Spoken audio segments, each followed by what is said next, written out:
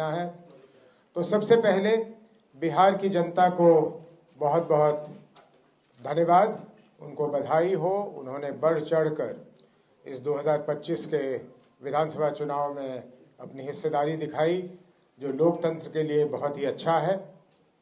उसके बाद एनडीए को प्रचंड बहुमत पाने के लिए बहुत बहुत धन्यवाद और आने वाले दिनों के लिए उनको बहुत बहुत शुभकामनाएं। हमें और भी खुशी होती कि अगर ये एनडीए की प्रचंड बहुमत उनके सरकार द्वारा किए गए काम के आधार पर मिलता, लेकिन जैसा कि ये जग जाहिर है और जनसुराज का मानना है, ये मतदान जो हुआ है और ये जो उन्हें बढ़त प्राप्त हुई है, ये जो प्रचंड बहुमत उन्हें मिला है, ये खरीदा गया हुआ प्रचंड बहुमत है।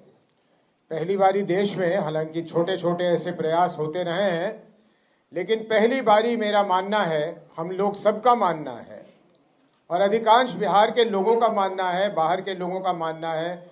आप तमाम अखबार के अगर एडिटोरियल्स पढ़िए तो आपको पता लगेगा कि 21 जून के बाद इस सरकार ने चुनाव के होते होते तक करीब करीब 40,000 करोड़ रुपए, ये आंकड़ा याद रखिएगा और एनडीए वालों से पूछिएगा, 40,000 करोड़ रुपए खर्च करके ये बहुमत प्राप्त किया है। ये हमारी मांग है कि एक साफ सुथरी सरकार बने जिसमें भ्रष्ट और दागी मंत्री की जगह न मिले। जो पिछला कैबिनेट था या अभी भी चल रहा है, शायद वो उन्होंने इस्तीफा नहीं दिया है, उसमें जिस तरह के लोग थे उस तरह के दागी लोग ना हो और बिहार की चिंता करके, जो आदरणीय प्रधानमंत्री जी और नीतीश जी ने कई बार दोहराया, उन्होंने करीब करीब वही बातें दोहराई जिसको शुरू जनसुराज ने किया, जिसपे जनसुराज अडिग है। ये शायद प्रधानमंत्री जी ने कहीं पलायन की भी बात की कि पलायन के लिए वो कुछ करेंगे, कुछ फैक्ट्रियां लगाने की बात की है। इन सारी चीज़ों को उन्हें तत्परता से करनी चाहिए। जनसुराज की पूरी निगाह उन चीज़ों पे लगी रहेगी। जहाँ तक जनसुराज का सवाल है, जिस संकल्प के साथ, जिस दृढ़ता के साथ हम शुरू हुए थे 1 साल 1 महीने पहले एक पार्टी के रूप में, वो दृढ़ता, वो संकल्प बिहार के लोगों को उसी तरह दिखेगा, बिना किसी परिवर्तन के।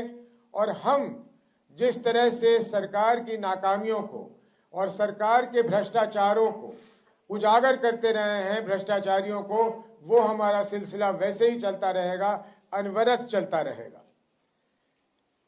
यूपीए को या महागठबंधन को बहुत ज्यादा सफलता नहीं मिली है। पहले भी जब उनके पास इससे अधिक संख्या में लोग थे तो एक विपक्ष की भूमिका वो नहीं निभा रहे थे। इसलिए जनसुराज का ये मानना है कि हमें हालांकि विधानसभा में बैठने की जगह नहीं मिली, लेकिन फिर भी बिहार में एक स्ट्रांग विपक्ष के रूप में आप जनसुराज को ही पाएंगे। सरकार के हर कदम को बड़े बारीकी से हम लोग देखेंगे, उसका विश्लेषण करेंगे। बिहार के लिए, बिहार की जनता के लिए उसके क्या लाभ हैं या क्या नुकसान है, उसको हम उजागर करते रहेंगे। देखिए, ऐसा है कि जनसुराज को निराशा है, हम हताश नहीं हैं। हमें वोट नहीं मिले तो हमारा ये पूछना है अपने आप से भी कि भाई हमारे वोट कहाँ चले गए। तो वोट यहाँ चले गए कि राजद के न आने के डर से हमारे जो वोट थे वो पिछले आखिरी के 2-3 दिनों में एनडीए की तरफ चले गए और इस कारण हमारे वोट हर जगह पे आपको बहुत ही कम दिखेंगे। हम खुद आश्चर्यचकित हैं कि आखिर ये वोट हमारे गए कहाँ।